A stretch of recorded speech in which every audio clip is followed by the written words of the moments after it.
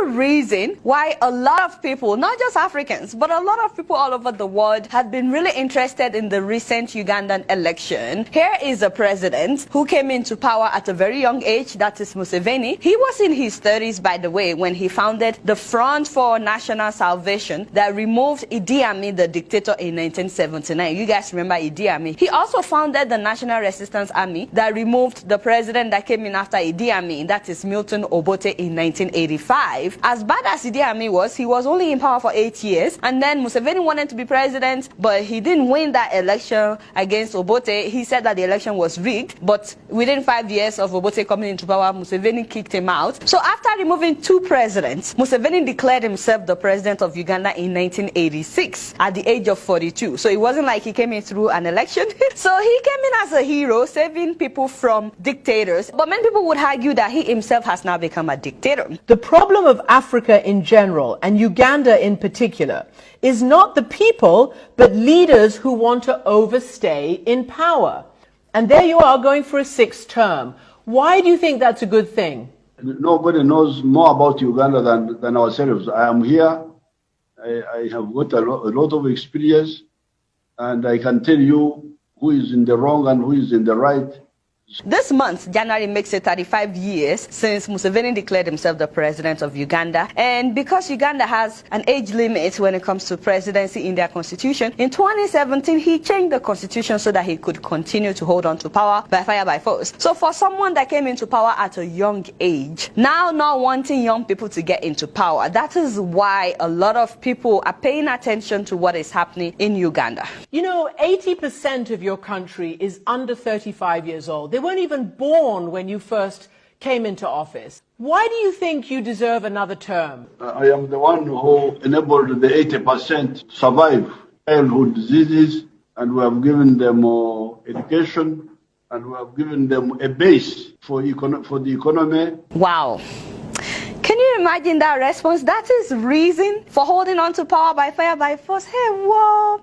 Anyway, let's talk about what we know about this recent election from last Thursday. Few days to the election, he had military presence all over. Don't forget that the military has been killing people for protesting against Museveni. They even killed 50 people in November alone. So having the military presence everywhere is seen as intimidating for a lot of people. Number two, prior to the election, the president had spent $22.4 million on acquiring biometric voting machines, which relies on the internet to work. But a day to the election, he shut down the internet. So guess what? They did not use not even one biometric voting machine in the entire country. They did everything manually, tallying votes by hand. Nothing is documented on computer, which means that it's easy for them to rig the election. But when you knew that you would rig the election, why spend $22 million on machines that you would not use? That is what I don't understand. How does that make any sense? Number three, he also restricted phone lines during the election. So people couldn't call their loved ones in Uganda or use WhatsApp. I saw a lot of Ugandans online complaining that they couldn't reach their loved ones in Uganda during the election. Also, media houses were surrounded by soldiers. I mean, he's shut down media houses in the past, so this is not the first time that he will intimidate the media. He surrounded homes of his biggest opponent, that is Bobi Wine, with security forces all day, all night. For 4 days from the election day, Bobi Wine and his wife were under house arrest by fire by force. At some point, whoever was tweeting for Bobi Wine said, "We have run out of food supplies, and when my wife tried to pick food from the garden yesterday, she was blocked and assaulted by soldiers who were staged in our compound." Wow. On top of that, he sent the military to raid the headquarters of Bobi Wine's party. Oh, by the way, his daughter has a media company,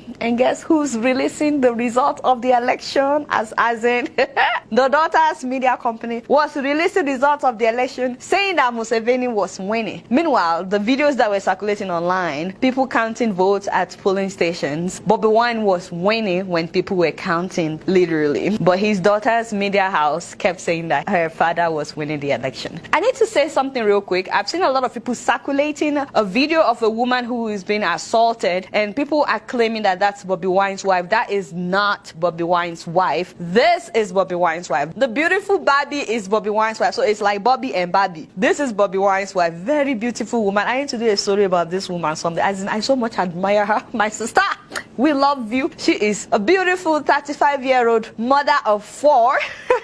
So she's not the one that was being assaulted in that video. I'm not sure why people are circulating that video. That's not Bobby Wine's wife. It's sad what happened to that woman, but it has nothing to do with the election, and it's not Bobby Wine's wife. So at the end of all this, the Electoral Commission said that they don't even need the local internet to announce results of election. How will you transmit your results now that the internet shut down? Unfortunately, we are not using this local internet to transmit our results. We are using our own system.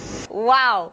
I mean, who needs local internet when they have their own system? As in, by the way, that is Justice Simon Mugenyi. Meanwhile, this happened while the man was announcing the result of the election. Is that correct? 84,916. And then this one. And then this one. 647, 146. But this one. 666.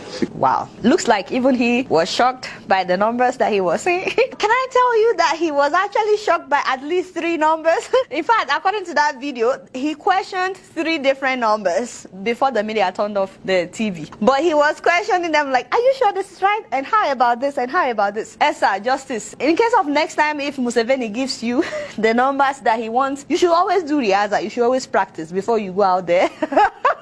At least so you can appear like you know what you're doing. If you want to rig election, you should at least appear like you know what you're doing. But for you to be asking, is this correct, is this right, in front of everybody, in front of the media, the devil is a liar. So he announced that Museveni won the election by 59% of the vote and that Bobby Wine won 35%. But after his announcement, some Gulu residents stormed the District Electoral Commission office. They went to see the man, asking where the justice, that is Justice Mugenyi, asking where he got his numbers from, because it's different from what the people counted.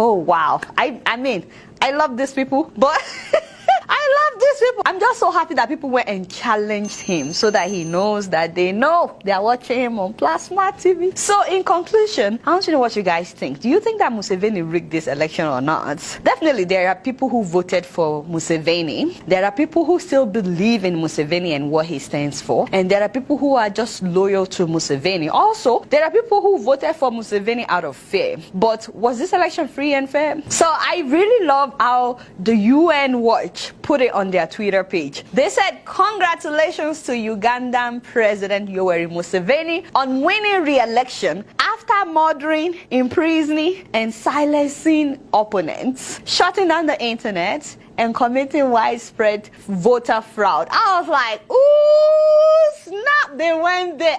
They went there. You see, that is how to greet people like Museveni. The question now is, what is next for Ugandans? What do you think Ugandans can do? And by the way, if anybody has seen what the AU said about this election, please let me know, because I've been wondering, where is the AU in all of this? Where was the AU when he shut down the internet? Where was the AU when they surrounded Bobby Wine's house? In fact, where has the AU been with everything happening in different African countries? Anyway, I'm just glad that Bobby Wine and his wife are okay, that they are alive and they are well. You guys not doing much. Guess what? I'm just keeping it real.